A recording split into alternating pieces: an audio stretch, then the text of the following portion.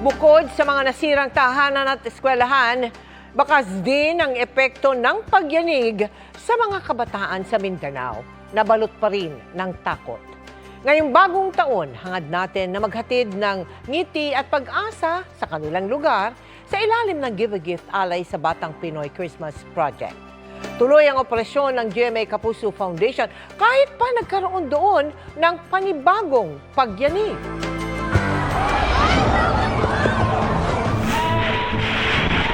Hindi pa rin nabubura sa mga taga-Caraga, Davao Oriental ang bangungot ng magnitude 7.4 na lindol na yumanig sa kanilang lugar noong Oktubre.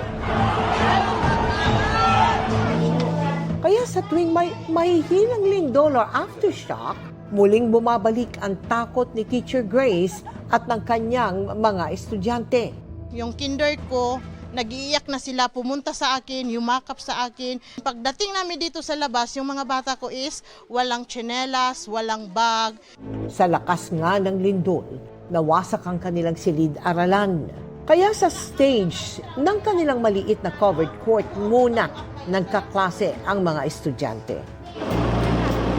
Para kahit papaano'y maibsan ang bigat ng kanilang nararamdaman. Nagtungo sa kanilang lugar ang GMA Kapuso Foundation noong nakaraang Miyerkules para maghatid ng mga regalo ngayong bagong taon sa mga batang naapektuhan ng lindol. Pero sa kalagitnaan ng kanilang distribusyon, muling yumanig ang 6.4 magnitude na lindol.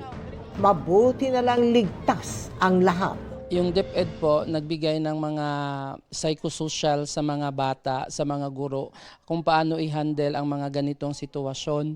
Ang kanilang takot, napalitan naman ng mga ngiti. Matapos matanggap ang mga regalo nating bag na may lamang pagkain at laruan. GMA Kapuso Foundation, maraming salamat dahil nakita namin kung gaano sila kasaya.